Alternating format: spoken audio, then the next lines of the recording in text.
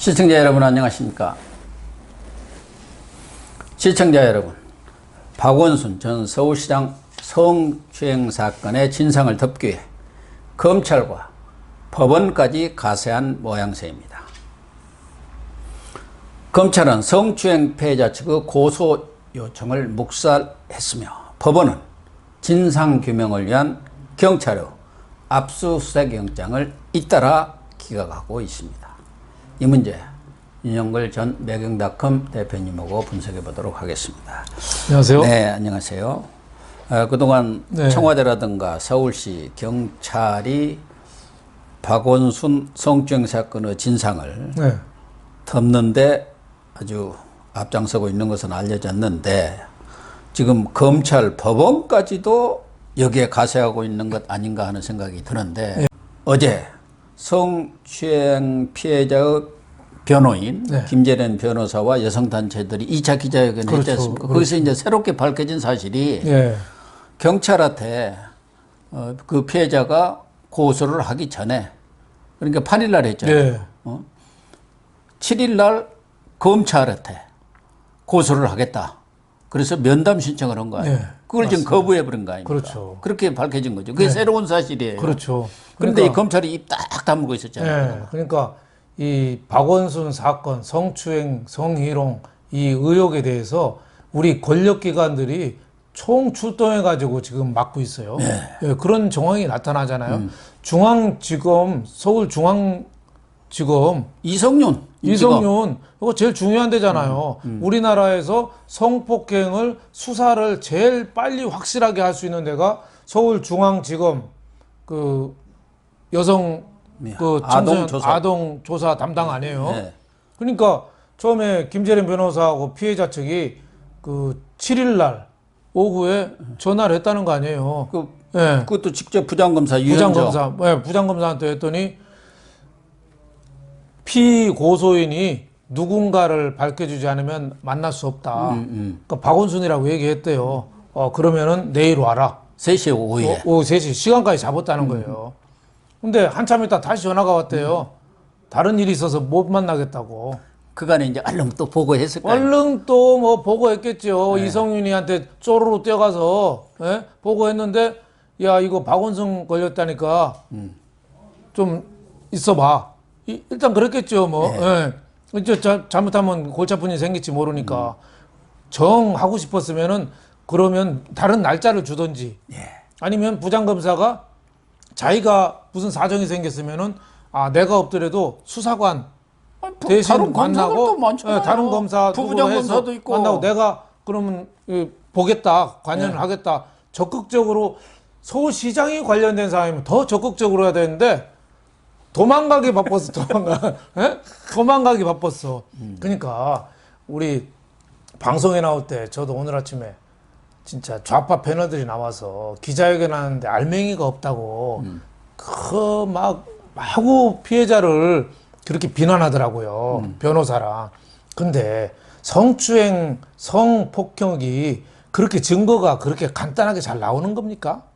안 나오죠. 안 나오니까 이 수사가 어려운 거잖아요. 옛날에 안희정 지금 구속돼서 수사받았지만 뭐 딱 떨어진 증거 있었나요? 없었죠. 아나말로 정액이나 뭐 빤스가 뭐 나왔나요? 그게 나올 수가 없고 더군다나 여기는 이번 성추행은 그 수준까지는 아니잖아요. 지속적으로 그렇죠. 성추행을 4년간 당했어요. 성폭행을 한 건 그렇죠. 4년간 그런 추행이나 희롱을 당해왔으면 그거에 대한 서울시장이 그거 뭐 말이 되냐? 아니 20명이 같은 얘기를 했다는 그 증거들이 있지 않습니까? 그렇죠. 그거를 공무원한테. 무고라고 자꾸 저런 무죄 추정의 원칙이라고 지금 변호사들이나 총 출동돼서 그러니까 여권 친여 패널들 지금 총 출동했어요. 총 출동돼서 정말 아주 진짜 가당치 않습니다. 그러면은 오거돈도 아마 부산시장도 무죄라고 할 거예요. 지금 경찰이 수사도 지지부진해가지고 구속영장도 기각됐잖아요. 그러니까 성추행 가장 어떻게 보면 여성 인권에 대해서 보호해야 된다고 집권한 문재인 정권이 박원순 사건에 대해서 다들 꼬리를 빼고 있어요.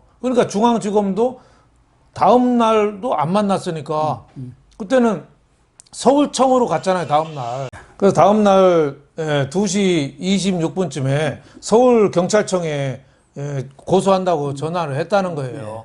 근데 2시 28분에 전화했는데 3시에 그러니까 딱 30분 후에 그 박원순 젠더 보좌관인 여성단체 출신 임순영이 있잖아요. 예. 시장한테 또 쪼르르 뛰어간 거예요.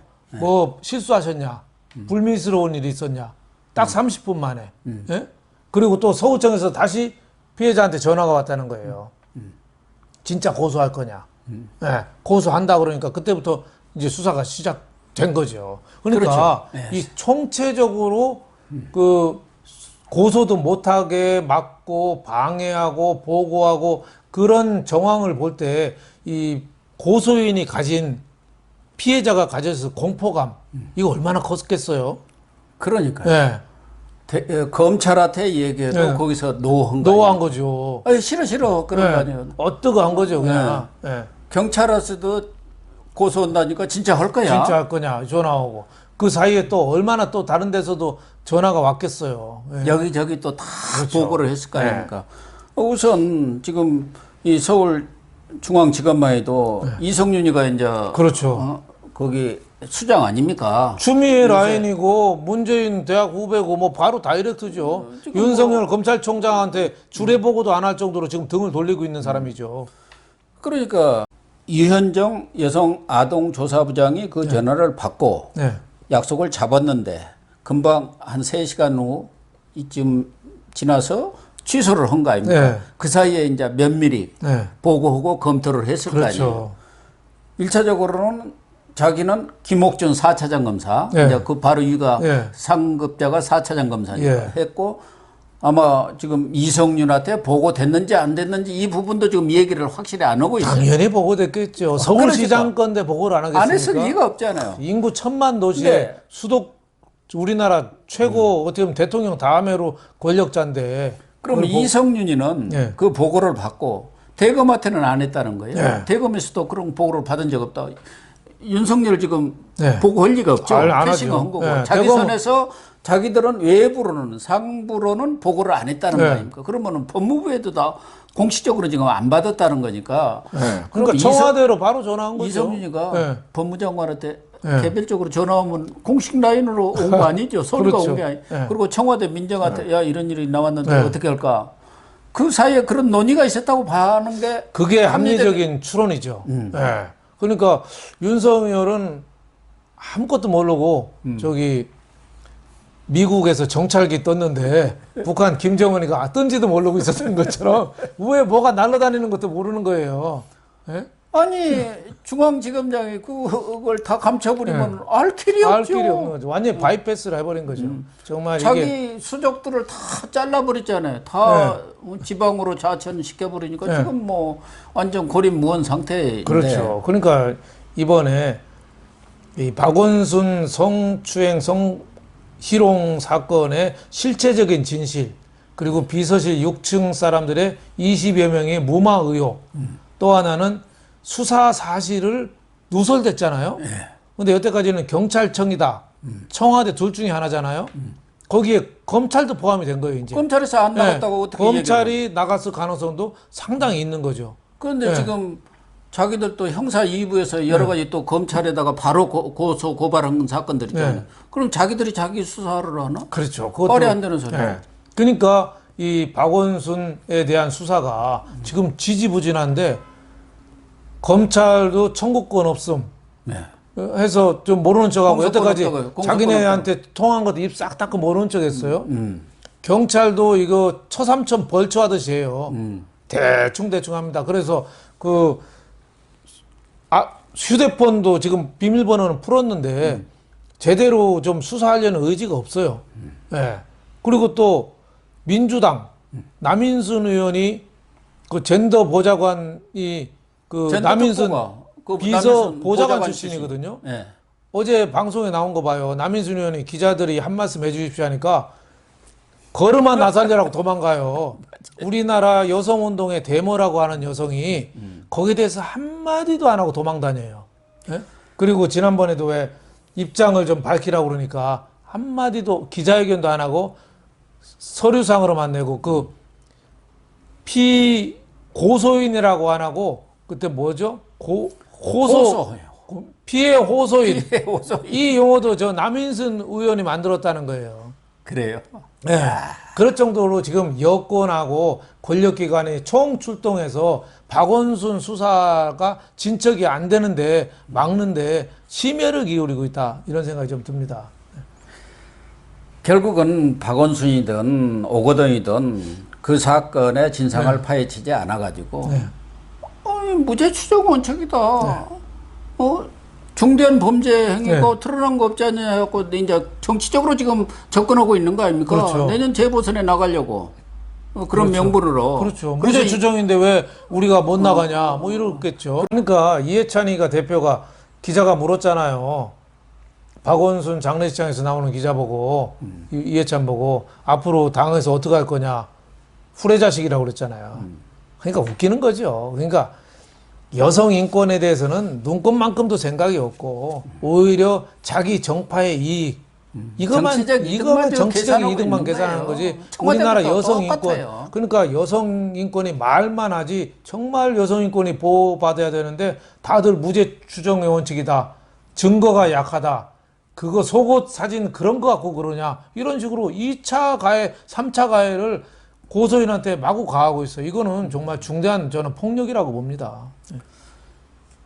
예를 들면 이 검언 유착 사건도 비슷합니다만 우리 기자들이란 속성적으로 특종을 하려는 욕심이 있잖아요. 그렇죠. 거기도 과욕을 내다가 지금 참사를 빚은 걸로 그렇죠. 저는 보는데 이 서울중앙지검도 이 부장검사라든가 검사들도 그런 중요한 사건이 고소 고발이 됐으면은 한 건을 해봐야겠다. 내가 이걸 확실히 파헤쳐갖고 내 이름을 내야겠다. 그런 욕심들이 있었을 텐데 위에서 딱 눌러버린 거예요. 꼼짝 마. 박원순 수사 같으면은 큰 대어잖아요. 대어 중에 대어죠. 대어 중에 대어인데 검사로서는 평생 남을 큰 아주 사건이죠. 기자로 말하면 역대급 특종을 하는 거예요. 약속 시간 잡아놓고 다시 전화해서 오지 마. 그거는 왜 이성윤은 이걸 기피했을까요? 권력기관 내부 핵심으로 수사가 들어오면은 이 정권이 불리하다고 본 거죠. 그러면 자기 잘못하고 검찰총장 날아가 버린다고 그렇겠죠. 그 검찰이 그 수사하는 게 자유 있는데 수사하는 게 싫은 거죠. 그리고 가급적이면 시간을 끌면서 회유를 해서 고소인을 입을 막으려는 그런 작전이 있었으니까 저렇게 스톱시키지 않았겠어요? 어떻게 보면 대여를 낚을 수 있는 기간을 다시 전화했는데 그것도 며칠 후에 언제 오라는 것도 아니고 만나는 게 어렵겠다. 그 변호사가 전화 목소리 들은 무슨 뜻인지 모르겠어요. 그러니까요. 너 웬만하면 오지 마. 이 소리잖아요. 검찰이 얼마나 무섭습니까? 중앙지검이. 웬만한 국민들이 그러면 나라의 공복이 검찰이 그래도 됩니까? 이렇게 얘기할 수 있는 사람이 몇이나 될까요? 기어 들어가는 목소리로 알겠습니다. 그랬겠죠. 그러니까 할 수 없이 간 데가 경찰이죠.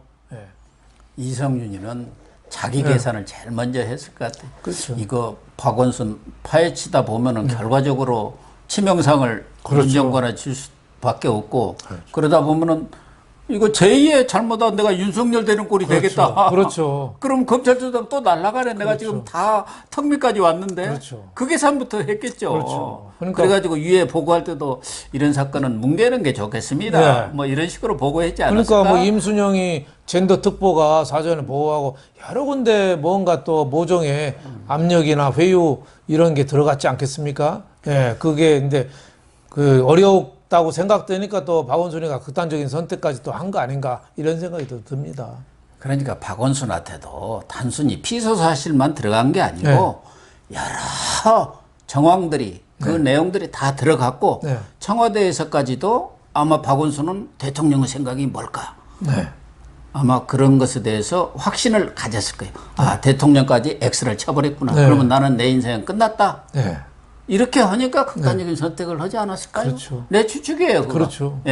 나름대로 자기도 정보를 다 통원했을 거 아닙니까? 서울시장 정도 되면 바로 비서실장하고도 한 라인이 있잖아요. 밤새 통화했다고 봐야죠. 경찰청 조사하기도 전에 벌써 고소해서 조사한다는 사실도 알고 그 조사 내용도 거의 리얼타임으로 아마 박원순한테 보고가 되지 않았나 지금 추정이 그렇게 가능합니다. 검찰과 경찰은 지금 윤석열 검찰 시절에 좀 제 목소리를 냈는데 권력의 하수인인 건 뭐 틀림없는데 그렇죠. 지금 그 본색이 드러났어요.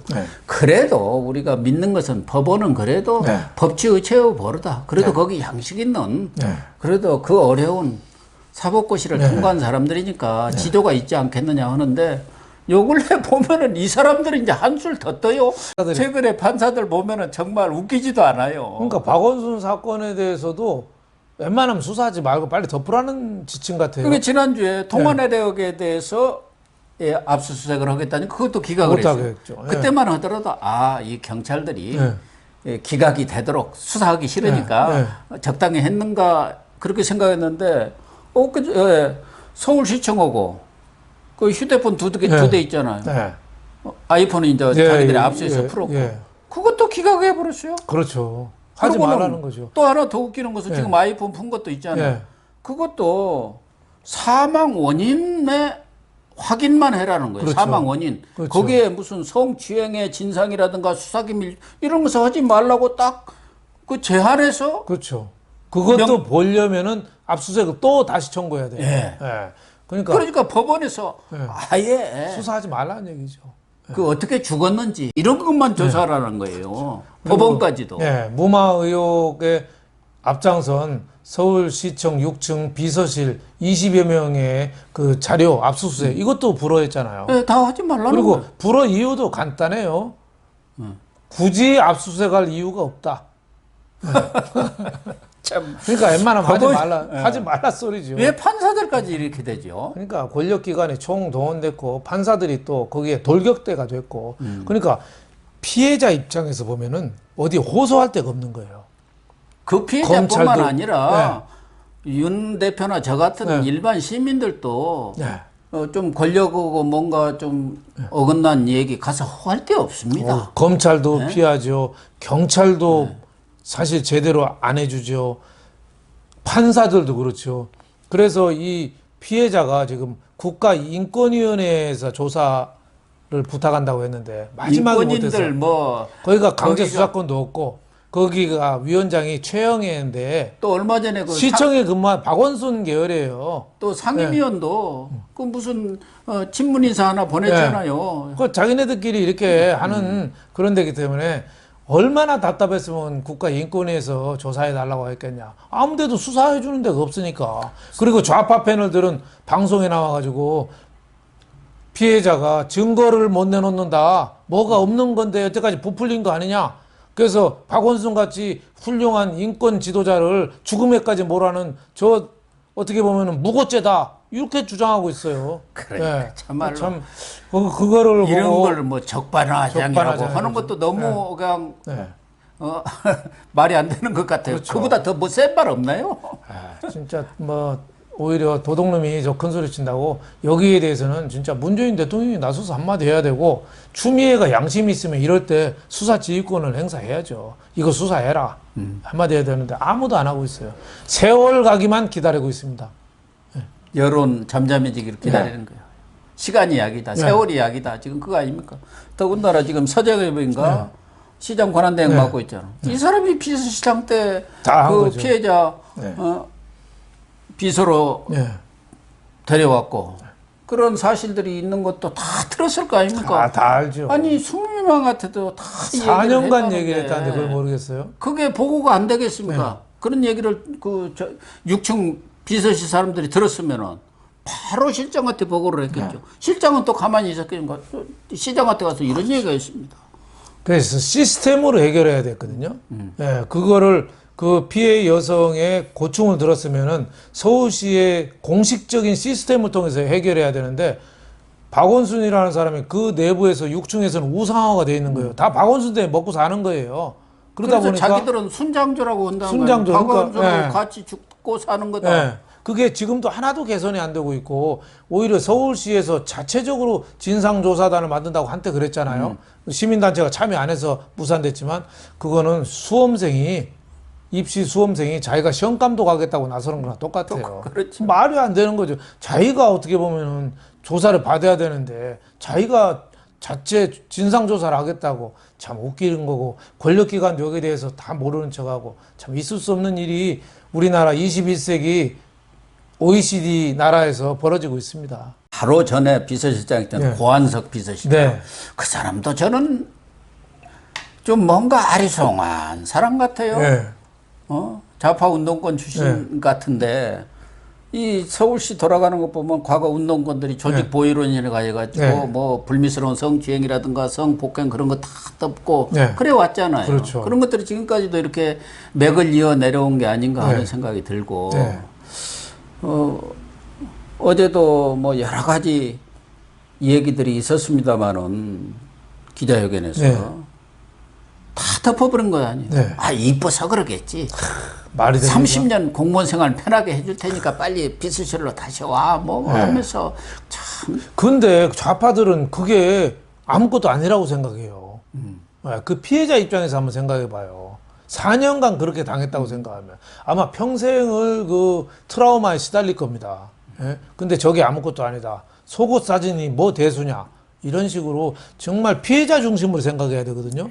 근데 지금 정권의 권력자들은 피해자 중심이 아니라 무죄 추정 원칙이 우선이다. 뭐 이렇게 하는 거 아니냐 싶고, 아까 말씀하셨지만 고한석 비서실장 이제 그만뒀지만 이런 사람도 저는 그 자살 방조 의혹이 없는지 조사해 봐야 된다고 봐요. 자기가 그 내용들을 잘 알고 박원순 시장하고 그날도 아침에 오전에 가서 상의하고 그랬는데 산으로 갖고 행불이 됐단 말이에요. 행방불명.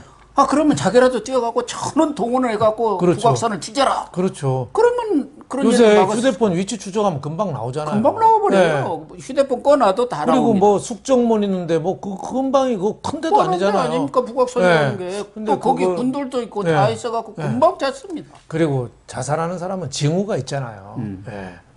그런 거를 눈치를 못 챘다면 저는 이해가 안 되고, 여러 가지 저는 이 뉘앙스나 암시가 있었을 거라 봐요. 근데 아예 모르는 척하고 오후에 늦게 나가서 박원순 딸이 신고해가지고 그때부터 이제 수색 작업이 시작됐는데, 그 가지고 오고도 뭐 신고를 하느냐 마느냐를 또 논의를 했다는 거예요.